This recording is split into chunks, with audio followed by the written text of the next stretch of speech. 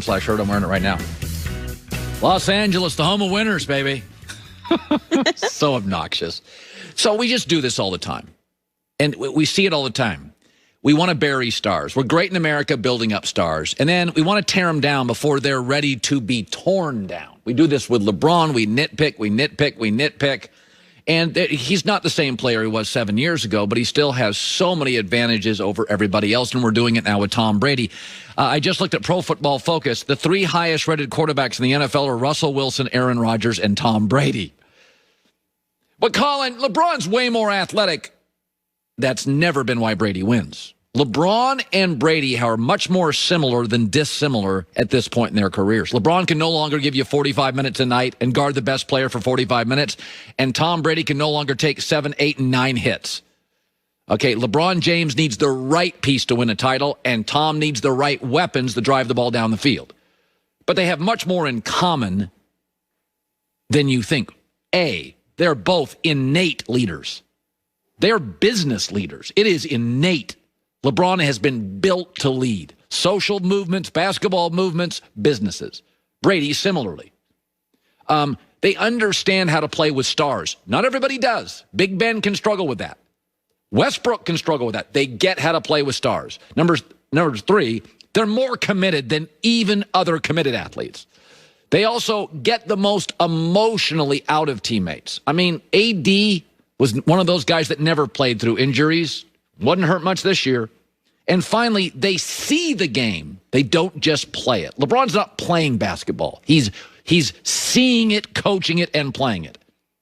They also, LeBron moves west. And for years, we bragged about how great the West was in the NBA.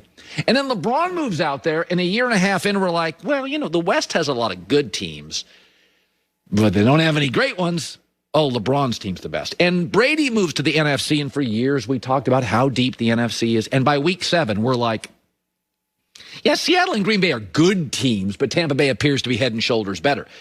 Oh, by the way, LeBron leaves teams, they disintegrate.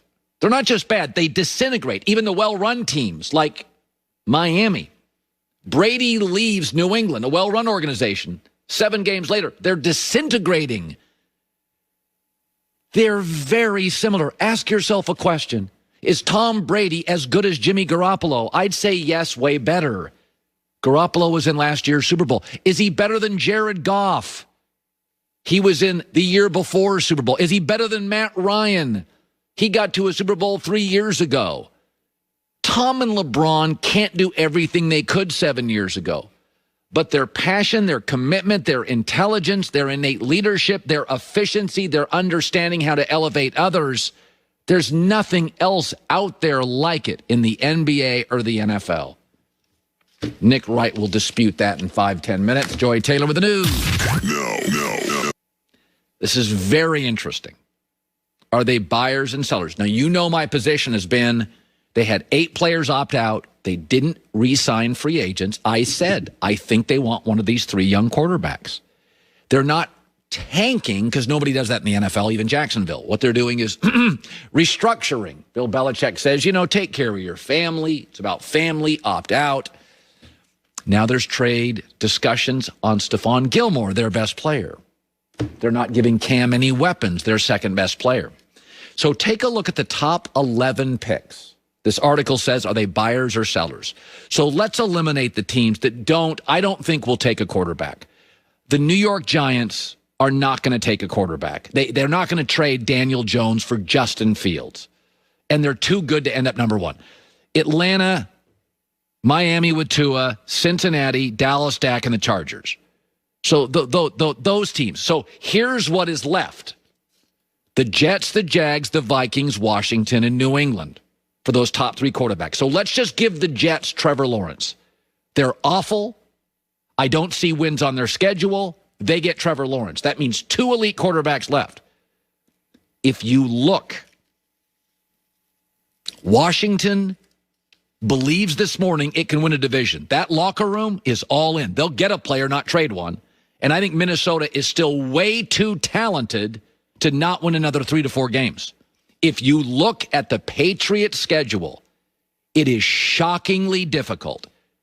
I believe they'll beat the Jets twice, making them a 4-win team. at Buffalo, Baltimore, at Houston, Arizona, at the Chargers, at the Rams, at Miami, Buffalo. Trade Stephon Gilmore. Move out Elliman. They lose all those games. New England is what I believe the opt-outs, the not signing free agents, letting guys go. I believe it's all part of a very subtle Belichickian reboot. You look at their schedule, the Chargers, Herbert's way better than we thought. Miami, way better than we thought. Houston's not as good, but they're a lot better than New England. So I look at this, people asking, are they buyers or sellers? I think New England's going to be a seller. I believe they started the season knowing they're a seller. When I see Stephon Gilmore, and I'm not saying it's not the right thing. I think it is. The free agent market's going to be what for quarterbacks? Re-signing Cam? Well, what is it going to be? Jimmy Garoppolo in a trade? I don't know. I think it's very obvious. I think they've been doing it since the season started. I heard all this stuff about Belichick would never, ever tank. Belichick knows he's won 43% of his games without Brady. He's got to go find the next Brady. And it's not on the free agent market. So I think they're sellers. I think they'll move somebody in the next few days. And as Joy said, the Seahawks just now picked up Carlos Dunlap. There's a lot of buyers on this market. Green Bay, Seattle, Baltimore. There's also a lot of sellers. Joel Klatt's around the corner. Number 2, hour 2. It's the Herd. Turn on the news. This is the Herd Line News. Trevor Lawrence is considered the likely first overall pick in the draft in 2021. Yes. But he said the option of returning to school for one more year hasn't been completely ruled out yet. We'll just have to see how things unfold. I think there's a lot of factors in that, but honestly, just really playing this year, putting everything I have into it, not really focusing on next year, whether, I leave or stay, whatever. Obviously, I have the option to do either one. Kind of my mindset's been that I'm going to move on, but who knows? There's a lot of things that could happen. Okay, sunshine. It sounds like a shot at the Jets to me. It is a shot at the Jets, and I'm not mad at it. The Jets have not done anything to earn any of our respect this year, and this year? How about this decade? Well, look, they've had some years, right, where they've had pops. You're right. 2010 wasn't a bad year. You do realize, though, you don't need New York anymore, especially in the NFL. You don't need New York, but I will say this. When I first heard the story or the rumblings of this, and I have no problem with Trevor Lawrence saying that. Nobody believes he's going back to school. That's right. He's not. He's not, and he shouldn't. But he also should say that because he should keep teams on alert. Because even though we're saying with full confidence that he's not going to, the fact that he can is leverage that he should use. Look how good he is. He's amazing. The Jets have not earned that. The Jets have not earned that. Kansas City didn't win Super Bowls.